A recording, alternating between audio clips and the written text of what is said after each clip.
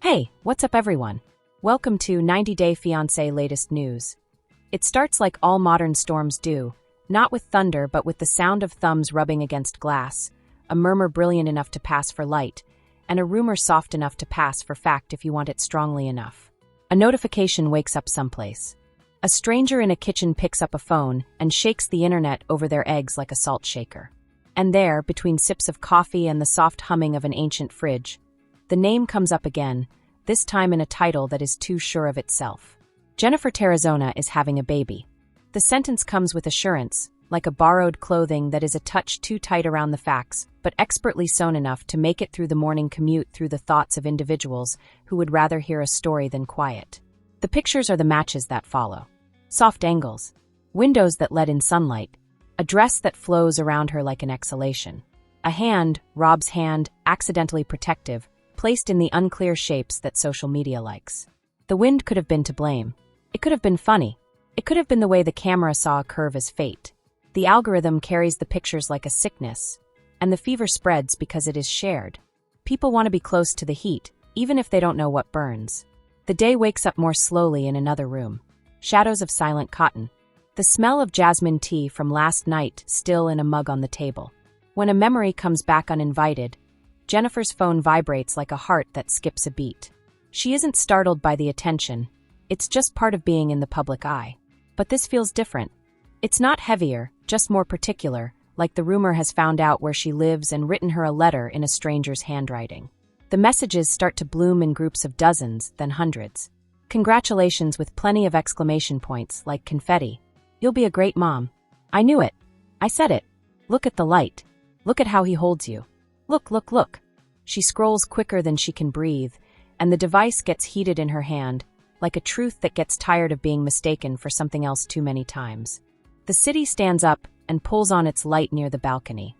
Rob watches the skyline strive to rise over its own name and thinks about the old stones of privacy, how hefty they are, and how quickly they get mossy when it rains. He is careful with attention, not because he is afraid of it, but because he understands that it is rarely alone. It travels with cousins like presumption, demand, and entitlement, and they block doorways. He can feel the rumor reaching out with 1,000 hands, ready to change their life for them. The idea gets ahead of the individuals it affects. In that theft, there is both flattery and violence, a dichotomy that shines till it cuts. They are a fresh love that is still figuring out how heavy it is, and the world, which is hungry for a story, has skipped forward. Neither of them agreed to this speeding up of the story.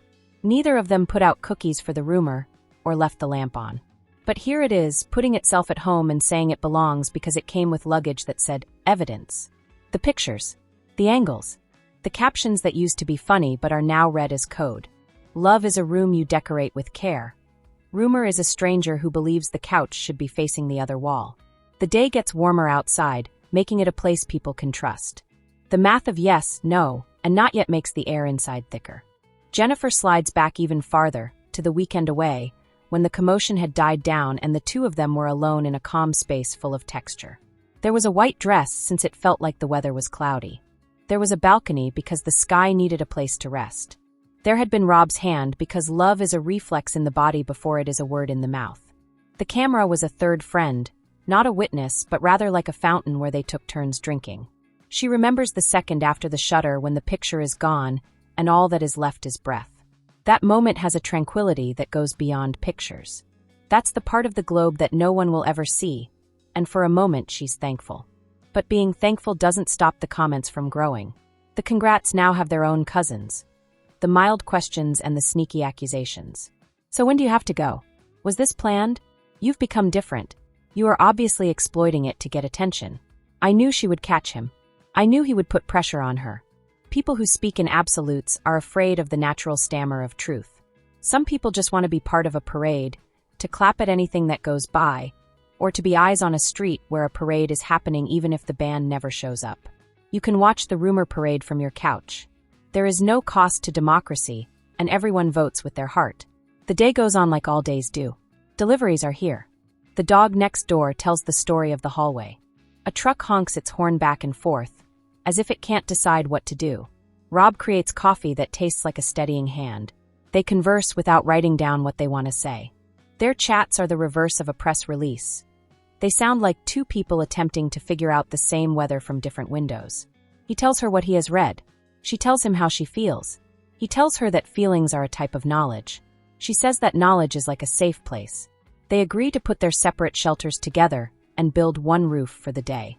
Being misunderstood in public can make you feel quite lonely. It's not quite an insult or a steal. It's more like witnessing a puppet show of your life on a stage you didn't hire. The puppet moves almost the right way. The voice is almost yours. The crowd claps along with the music. But the hand inside the puppet belongs to someone else, and that person doesn't know how heavy your silence is or how to sleep well. Jeniffer feels lonely like a chilly river under the warm rush of attention. She doesn't dread the chill, it's a reminder. In the middle of the storm, there is the labor of what is genuine. The afternoon becomes longer, and the rumor gets thicker. Media sources use the whetstone of ambiguity to hone their headlines, and each headline gets a tone, a smell, and a promise. People say, insiders tell, an acquaintance who knows the couple well. The vocabulary of hypothesis is like a florist's store full with flowers that look like facts but die quickly. The emails come in, asking for comments, offering to make money off of the confusion, and offering to package privacy into material that people will want to read. It is a market where nothing is worth a lot. There is a cost to even doubt. Bids come in even when it's quiet. Rob looks at the messages like someone looks at a river that is noted for its fast currents. He has learnt how to step into this body of water without being pulled under, how to float when he needs to, and how to swim parallel to the panic until he sees a beach. He thinks about the promises people make for them, promises that strangers write in invisible ink that still stains. He wants to develop something slower, something that doesn't fit the easy pattern, and that no one can figure out. He realizes how important the long path is. He is aware of the price of taking shortcuts. Evening comes with the quiet authority of someone who has been there before and knows that everyone will need softer light. The messages keep coming. Some blessings ring true, even when they lead you in the wrong direction. Others are knives wrapped in good wishes. Both of them feel hefty in your hand. A relative texts a query that is half happy and half unsure. A distant friend sends a wide-eyed emoji because it's harder to understand than a circle with 2 dots. A journalist is writing a follow-up someplace. Someone who has never written to them also writes to emphasize that love doesn't need proof beyond the 2 individuals who experience it. That message is like a candle that won't shine but insists on being true. They ponder about how to reply. They wonder about how to achieve it without having to audition for a pageant that neither of them wants to be in. They wonder about words and how they can be stubborn, how the same sentence may mean different things to different people. They think about the picture they might share, and whether any picture can be real in a stadium. They also think about not explaining, not because they want to keep it a secret, but because they respect the way their lives are shaped, which is still wet clay that is still changing as their hands discover how to apply pressure to each other. Night sits down with them and listens. It pays attention to how Rob's voice gets quieter as he repeats her name. It pays attention to how her breath steadies as he reaches for her hand without looking. It hears the kind of silence that doesn't indicate, I'm not here, but I'm paying attention. There is a kind of protection that isn't a wall. It's a chamber where 2 individuals can hear each other better than they can hear the throng. They choose to talk from that room instead of the stadium. So a simple post, a short sentence, something that doesn't tie up the future or say sorry for the present. Something that tells the truth without making things worse. There are various ways that love can blossom, but not the way they're saying it today. It takes time to write because care is a slow chef. They pick a picture that doesn't make them hungry for angles.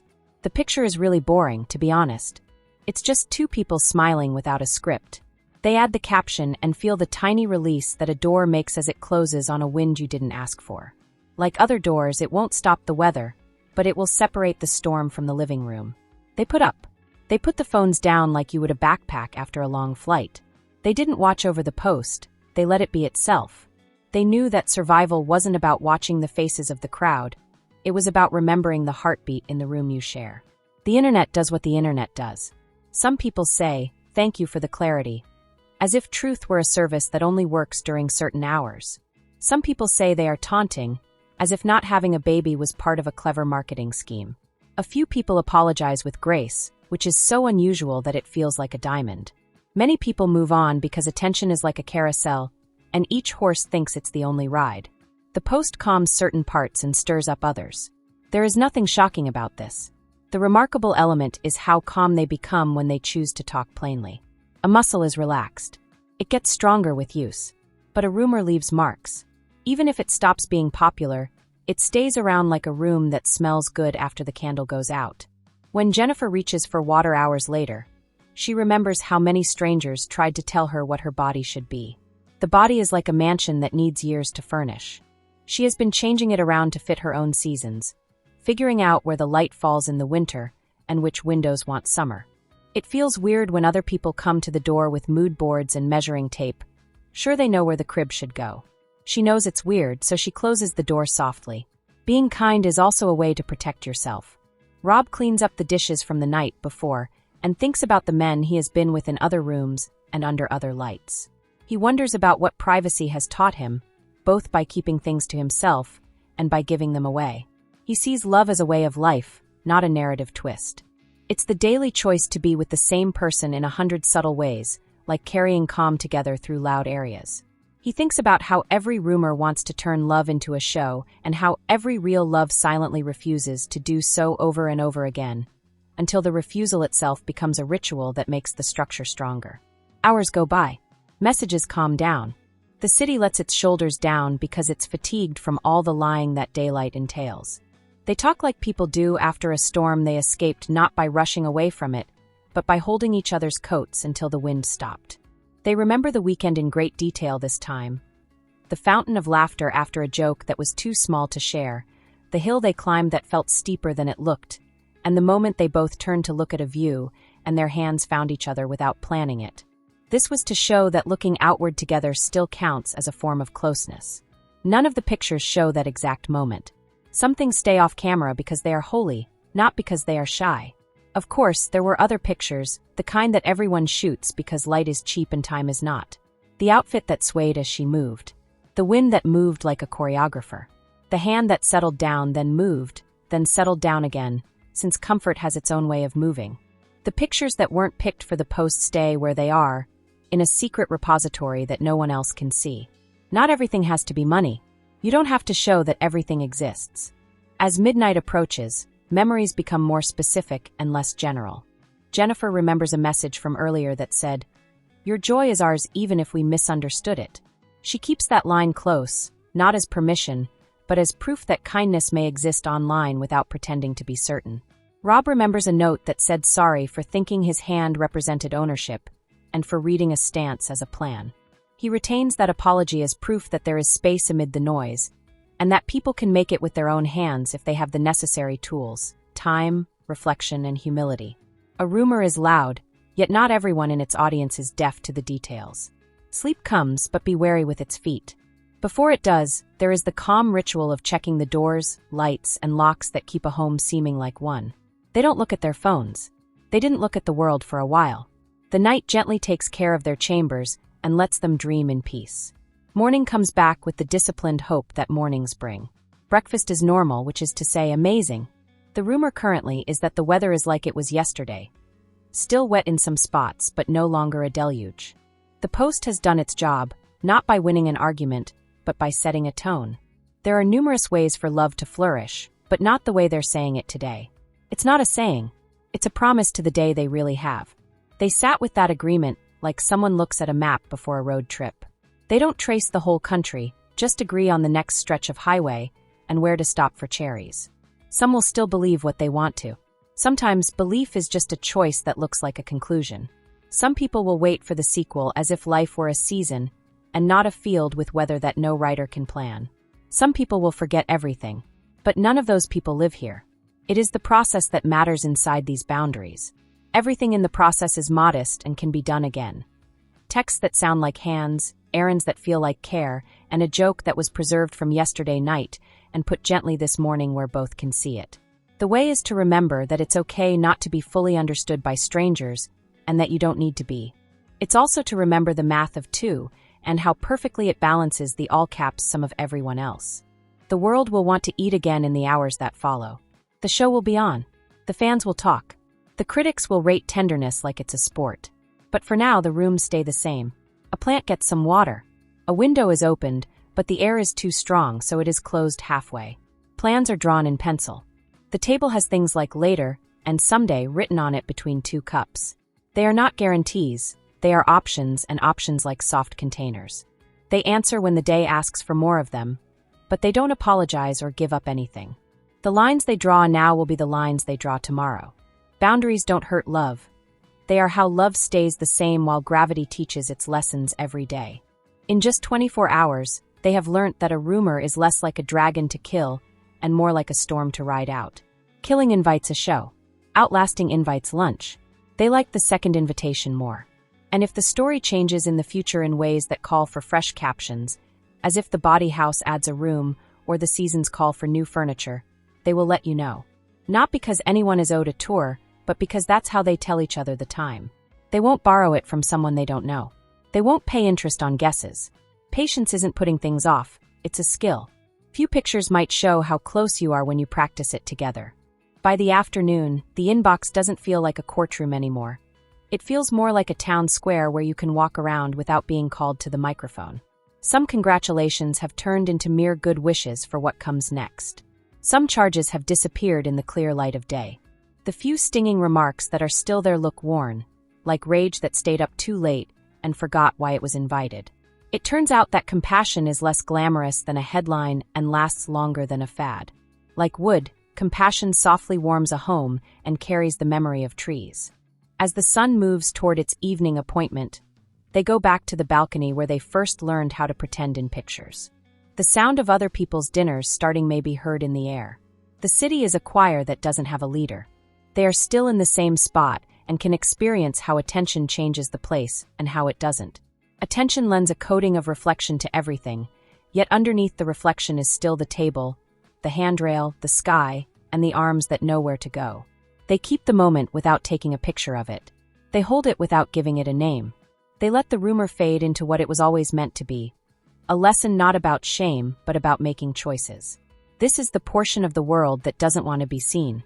This is the section that smells like dish soap, orange peels, and late light. This is the point where love doesn't say anything. It just goes for a glass, fills it halfway, and remembers to ask if the other person wants the first taste. This is the phase where resilience looks like talking to someone, and trust looks like noting the slight change in someone's shoulders after you say the correct thing. They have tasted the rumor and tossed it aside. What is left is the approach again. The everyday work of making a life out of all the motions that weren't filmed. The internet updates itself and finds a new parade somewhere far away. The carousel does what it says it will do. The next headline gets dressed up and goes out to find a house. It will find one, at least for a little while, since that's what headlines do. But the lights in this house tonight were chosen on purpose. The windows fit the rooms they are in. The doors know which way to face when the wind gets too rough. In the room with the balcony, two people stand next to each other like the simplest architecture. Porch pillars, lighthouse keepers, and bookends surrounding a story they will keep writing in washable ink. They remind themselves that love grows in different ways, and the line feels less like a caption and more like a guide. Not the way they're saying it, not now. Today, it grows in the space they safeguarded, in the stillness they wouldn't sell, and in the laugh that belongs to them no matter how many screens try to borrow it. It flourishes nowadays in the everyday acts of shelter that don't get a lot of attention, but are always important. It could pick a different path tomorrow. It will let them know first when it does. They will hear it.